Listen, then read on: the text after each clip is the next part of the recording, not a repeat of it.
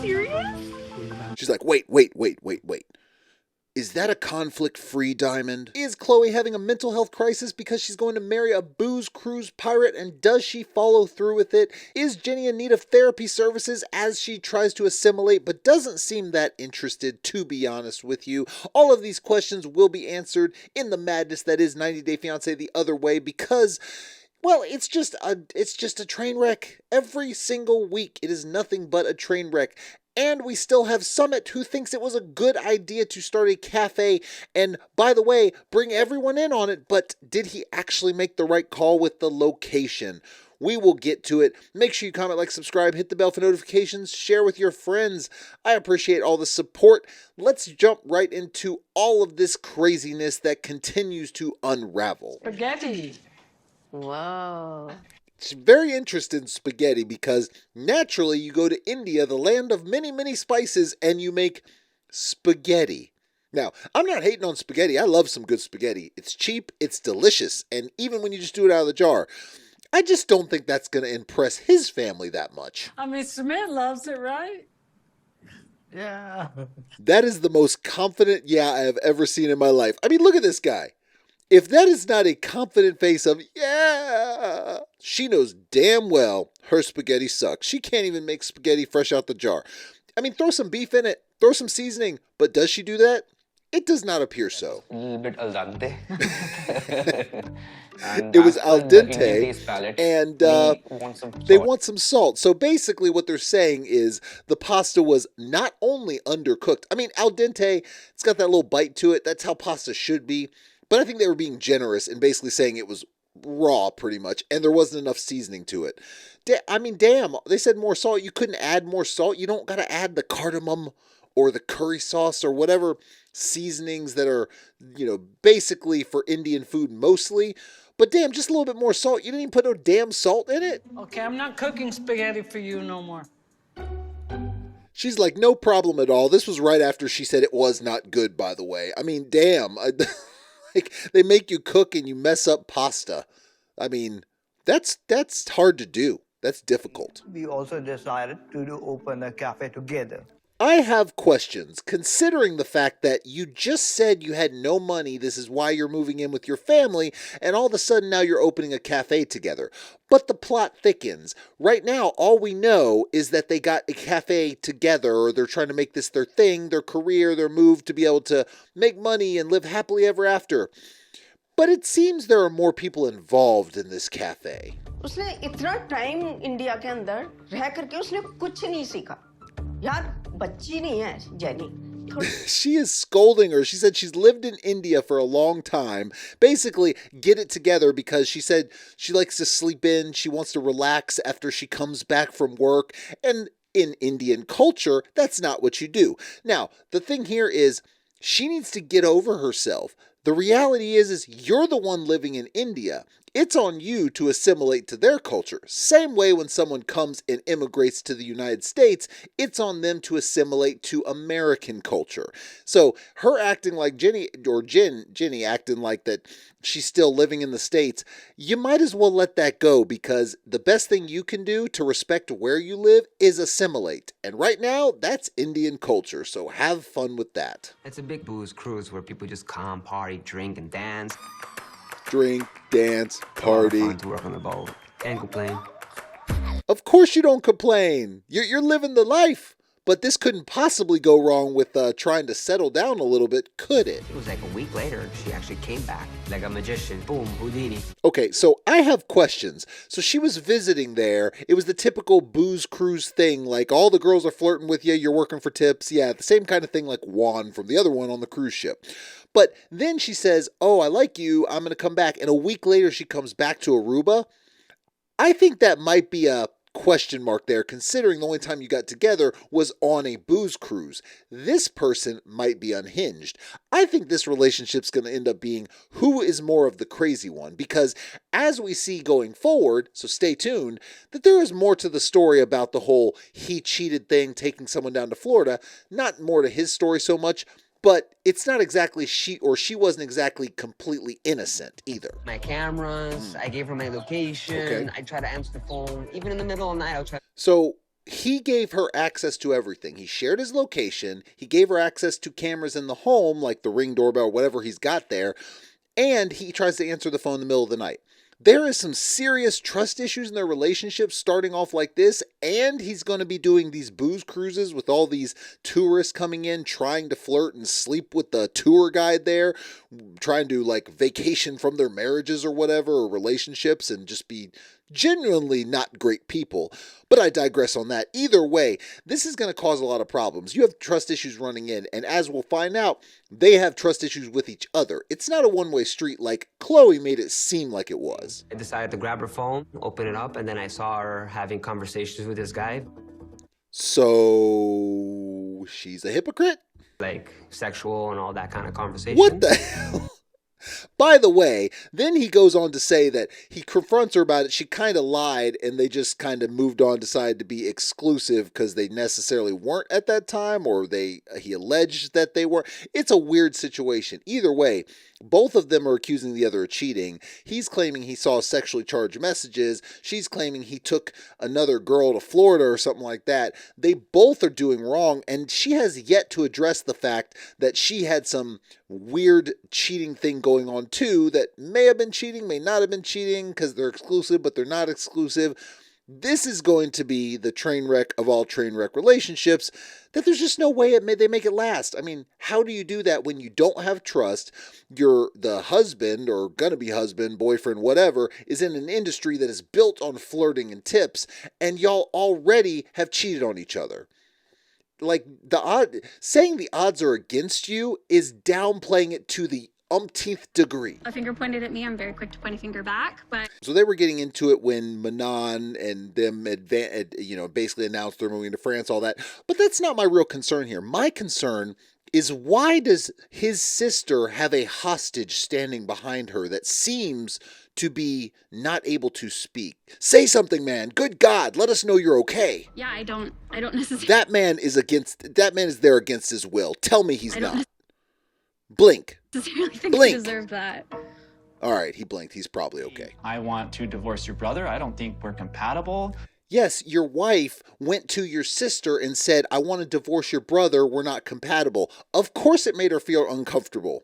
Don't you think that's a little bit of odd information to share with your sister-in-law and then try to backtrack and say, oh, I was just kind of upset. Those are some really intense statements to say. And to say to your sister-in-law is insane to me. Why are you doing all that unless you want to sow discord within the family? That seems like the most likely cause. I really sense Manon is going to be one of those that just never really does the work, never really wants to improve things, and she's going to continue to complain about her situation as it goes on. And we see that already starting before they ever even get on the plane. Now is the only investment Luke have making money. That is really bad. So basically what she's saying is that the only investment Luke has that's making money is her salon business she has there in Colombia. He had the sunglasses line, which he already said he hasn't even been marketing because he moved on to buying a property to build a hotel. He then did a jewelry line, which looked like every other jewelry line, as in previous videos. He was a fan of the kiosk jewelry at the mall, apparently, because that's what it looked like. Every other kiosk jewelry at the mall, that they have a return policy that never really works, and it breaks 2 weeks after you get it. Yeah, that's what his jewelry looked like. Either way, he didn't market that either, and now he's focused on this property where he's going to all of a sudden build a hotel with the money he doesn't have because he's got all these debts. This guy don't make sense. But yet, the salon's doing okay, so she's feeling herself a little bit. He What? was speaking with the other Colombian here and told her to save him in her contact like he was. And she goes on to say that she decided to forgive him after he said, well, you weren't giving me enough attention, so I just moved on to the next girl. And so this is how their relationship is going to work. Seems like it's in a good place already. Now remember, she already had issues before with she was having parties in her own apartment and was sleeping topless with other guys in her bed, which she admitted to, just said she didn't have sex with them, but just when in doubt, titties out, because that's where she was at. And she didn't care. She had no shame at that. But yet, apparently they do a tit for tat thing because they're going back and forth.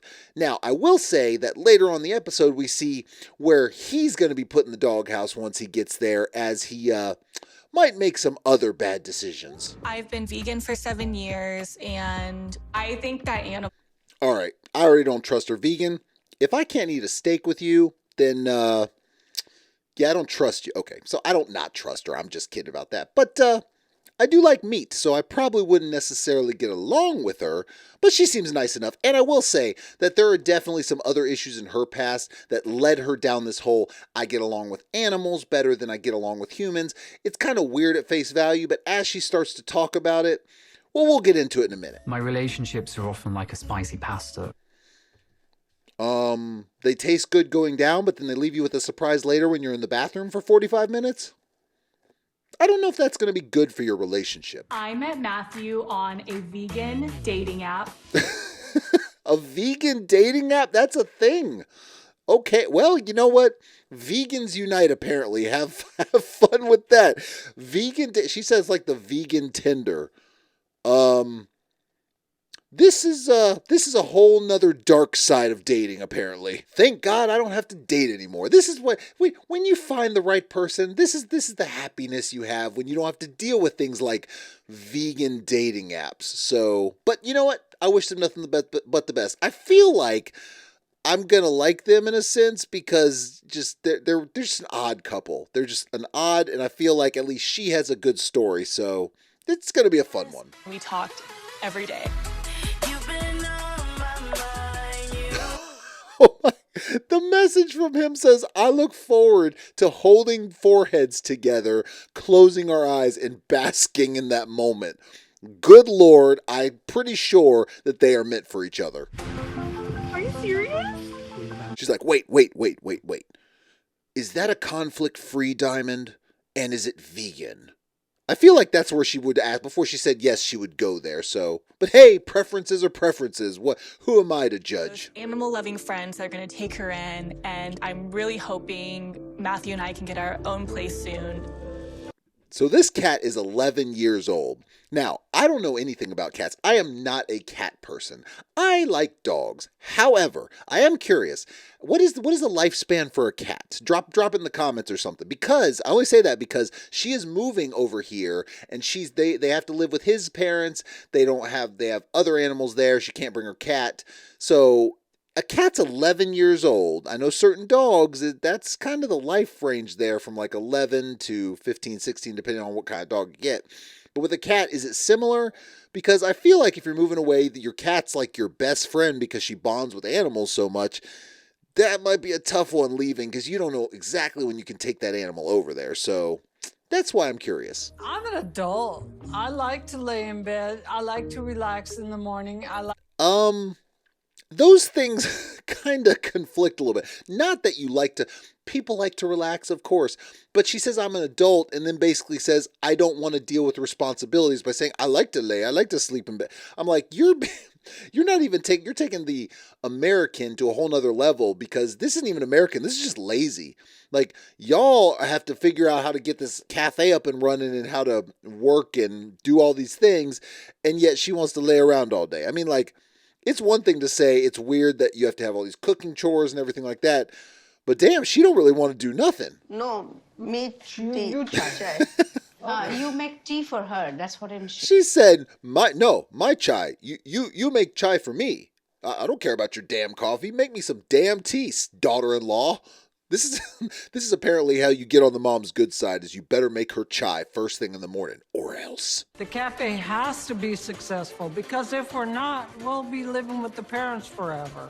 I think once you see the cafe and once you realize that the whole family is going to be working there and how much money you might actually make or not make, how on earth do you think you're ever going to survive? I say too much. We will get to that. Wow. He's like, do you want to see it? And then he just walks 2 steps and says, here you go. That's the full tour right there. It is literally a strip. Like, I don't know if they're planning on having people sit inside or if that's just how the kitchen is. There is no room to do anything. And if you think, and by the way, they're around like 3 or 4 other cafes. So I don't know how they think this is going to be so successful that they can live on, let alone the family is going to be living or working there too. And the lengths the family went to be working there is also interesting. We're gonna start with whatever we have to keep it as low budget as possible. His answer to we need something to be able to toast the sandwiches, we're going to start with whatever we have. Problem is, what they have is nothing. They don't have a thing. My dad is retired and willing to work a full-day job. What? My brother quitting his job because he thinks this cafe going to be a successful business. Okay, so his dad is retired and he's willing to work a full-time job. Well, he's expecting to get paid, but he's not working right now, so that's fine. His brother-in-law is quitting his job to come work at this cafe because they think it's going to be successful. Either they have the highest confidence ever in Sumit, he lied to them, or they're all delusional to think that this little cafe is going to fund the whole family. I get their things are probably cheaper over in India anyway than it is like in America, but either way, they're trying to get their own place. The family's going to be living off this little cafe that hasn't gotten started, doesn't have any equipment, and doesn't have hardly any space. And this somehow someone thinks this is going to be successful? I did not resent you for being so attached to Ben and Ben being... Yes, she did. She absolutely resented him for the child being attached to the dad more than the mom, even though she made that decision to work, and yet she still tries to throw it back in his face a little bit later. So she doesn't care. She doesn't feel remorse. She wants the child to come to her, but yet, basically gave the dad full control at 2 months old while she went to work and live her dream while he quit his job. So you absolutely resent him, and it's absolutely your fault. I have my American dream. It's actually you, meeting you, and having Ben. Now, if she's honest about that, if what she is saying there is true, then that's great. That's actually a good thing. Her saying she has the real American dream, which is she has her husband and she has her child. That truly is a real American dream. To have someone to carry on your legacy, a child you can raise, a loving relationship that you can grow together and spend your life with and have all these great experiences with. That is a true American dream. You have to work, but just making a bunch of money doesn't really make you happy. And I hope she realizes that. I don't think she really does. But in that moment, if she really believes what she's saying there, then they actually might have hope. But my hope level's about down here with them. Normal here with them. That Jonathan has cheated on me. But she doesn't mention that she has also cheated on Jonathan. So you see how she's still conveniently leaving out details. Even though I'm reassuring my mom that I know what I'm doing, the truth is, I do not. Shocker. She has no idea what she's doing. And by the way, I'm pretty sure your mom knows you don't know what you're doing, considering you're leaving a 6-figure job where you could take over the company to be with some random boat, booze cruise, pirate guy that is probably just gonna, I don't know, ditch you at some point for some other tourist. So yeah, you don't know what you're doing. Your mom probably knows you don't know what you're doing, but you're an adult and you can do it if you want to. This is from our competition next to a cafe. We have to try and find out if we can match the taste or make it better. So they went and got food from their competition and said, we have to try to either match the taste or make it better. Well, for one, you're already starting off as a failure considering you give matching the taste as an option. The only option should be to make it better because you want to improve over your competition. Why the hell would someone come to you if you have something that tastes exactly the same when this other place has been doing it for a while longer? Of course they're going to go to that place. That's got more longevity. That's got more of a history or whatever. Even if it's a week longer, they still have more people know about them than you. So just basically copying your competition is not going to work. You have to do it better. That's the only reason or the only way you can make something successful is doing it better, putting your own spin on it, whatever the case may be. Give people a reason to come to you. That's how a business works. That's how anything entrepreneurial can be successful. He is not going to make this successful. They took half all your savings. You gave your savings because you thought this was a great idea, never taking anyone there to give a second opinion. And now everyone's like, this is crap. You have no room for anything. You have no room to do anything. They don't even have a water inlet. You have a coffee or you have a cafe where you're going to be serving coffee and you don't even have a water pipe coming in. You have to bring in water from the outside. I mean, does he not think of just common sense items? This isn't even like you have to know the coffee business or making sandwiches or whatever. This is just common sense. Have water coming in. seems like a no-brainer. I'm feeling like my family is thinking I did a big mistake. They are. They're ashamed of you right now. They are ashamed of you right now.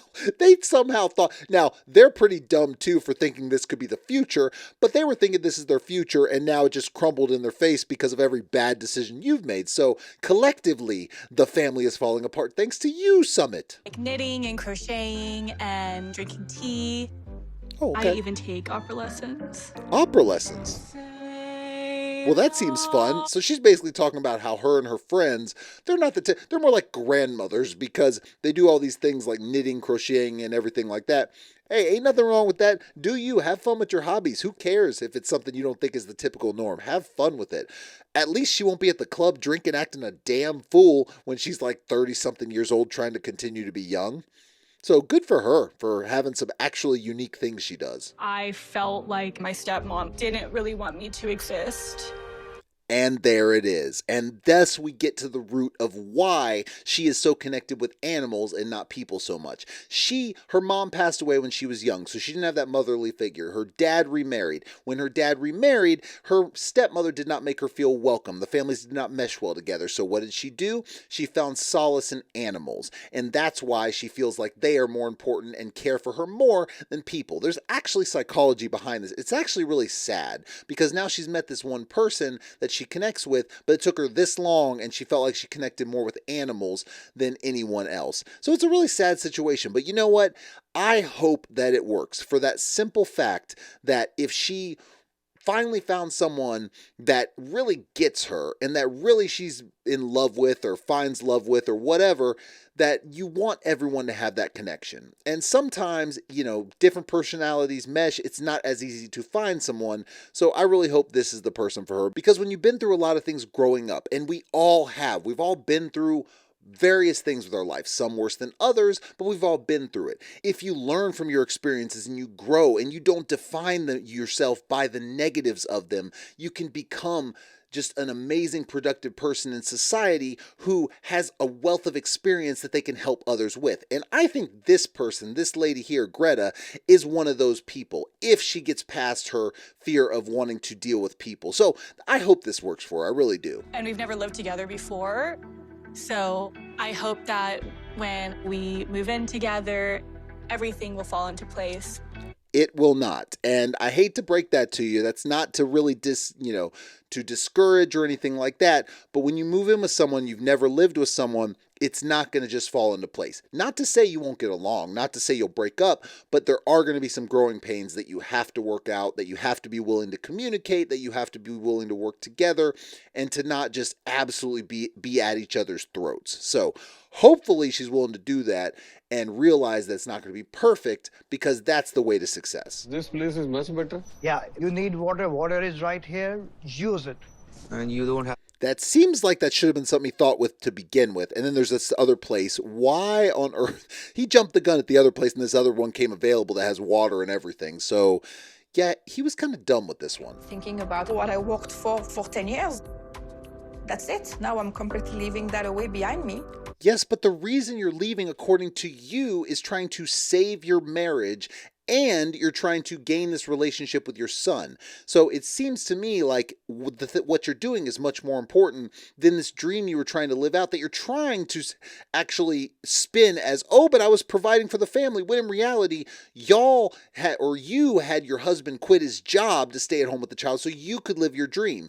You would have still had money if he was still working too. Maybe not as much, but you could have made it work. But no, see, now you're trying to spin things and really make it seem like it's something that's not. It was all about you and your selfishness. I know. That's why we're living with your parents. Yeah. And oh, by the way, they have to make sure they save and they're good with money. She's not going to be working. He's the one that's going to get a job now.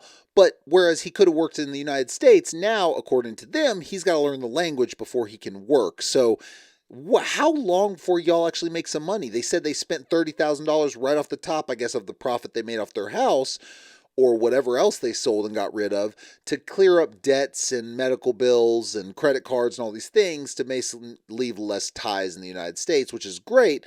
But where are you going to make money when you get over there? I mean, it's great you're living with her parents. That saves on rent. But what about just for basic things? We find solution to have what we both want. And what I want I'm not settling. So she says we're going to find solutions to what we both want. But she's only talking about what she wants, which is the big house and all the things and everything like that. He's saying, I want my family. I want you. I want my son. I want my family. Now, of course, you have to find a way to make money, which, whatever, figure it out. You will at some point if someone gets a job. But she wants the most. She wants everything. She cannot think of the reason they're going there, even though they allegedly agreed on this to improve their family life. This is the problem. She is all about her. She can say all she wants. I want to do it for us. He's literally saying, I don't want what you want. I want our family, like we talked about. So she's extremely selfish and clearly is not doing this for the right reasons. I felt like I've been doing like solo parenting. He has. That's how it's felt. Like bath time is just bath time. So she decided to say when they were having this argument that about them getting her getting closer with the son, she's like, I did bath time. And it's like, okay, you gave your child a bath. You have to do that. That's not bonding. So it's funny how she's trying to make it seem like she did one thing and, oh, this is this great thing. And he's like, I'm the one that's always taking care of our son, which I'm fine doing it, but don't act like you did one thing and it's great when we're supposed to be doing this thing together. So she definitely doesn't have a sense of what she needs to do to be actually parenting, which is really interesting because I don't know what's going on with her, but she definitely is struggling with what she wants and the selfishness of her and actually parenting her child and improving her relationship. Do you see the sacrifice I made also for you guys? The life that I gave you? There it is. And this is the whole reason. Said, did you see the sacrifice I gave you guys? The life I gave you? It's like the life you did what you wanted to do because you wanted to build something and be this model and all these things. And he quit his job because he was agreeing with it because he obviously doesn't have a backbone. But it's not just you providing and you did all these things. There was an agreement on how this was going to get done. And now you're trying to throw it back in his face when he's just trying to save the family. So this is not going to go well. Me telling Luke what happens when he's not there. Damn. What? So that's the friend that decided to blow Madeleine's spot back in the day, saying that she had guys over and she was sleeping topless. She heard all that. So what Madeleine supposedly did was spread a rumor that this guy was cheating on his wife, and now their marriage broke up. And apparently his wife was one of Madeleine's friends, so this isn't really surprising that she bought it. So, or maybe it was true, who knows, I don't know. But either way, she made it her mission to get them broken up and succeeded. That is conniving. I was really pissed at first, but I chose to believe her. You chose to believe her when she basically admitted to the story, but just said they didn't sleep together. So I wouldn't have believed that for a second. But then, of course, he does his own thing where it's apparently he's talking to other people saying, you're not giving me much attention, Madeleine. So they were meant for each other and meant to just have an epic disaster of a relationship. This could possibly go wrong, right? This couldn't possibly go wrong. Not at all. They bring in a stripper. Now, I'm going to spare you, and I'm not going to show the parts that occur after the fact, but let's just say strippers do what strippers do, and he doesn't back down or say, no, thank you. And, of course, he decides to justify it by saying, hey, well, this is an American tradition. No, it's not. It's in movies and everything saying you got to do the stripper bachelorette party, whatever. You don't have to do that. You don't have to have a stripper dancing all over you the night before your wedding, basically cheating, and if you have enough willpower, you're not going to actually have sex with them, but you don't have to do any of that. You could just simply hang out with your friends, not have a bachelor party, do all those things. It's not required, so he is definitely coping at this point. Needless to say, it gets spicy up in here. There's definitely mental health crises going on left and right, and therapy is definitely needed for all involved.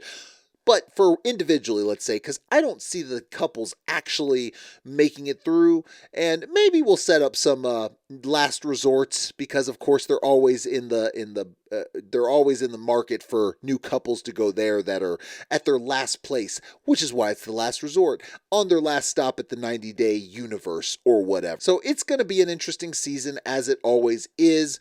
But how much is fabricated and how much is real? That is the question. Tell me, what do you think? Percentage-wise, how much of this show is fabricated and how much is real? Drop it in the comments.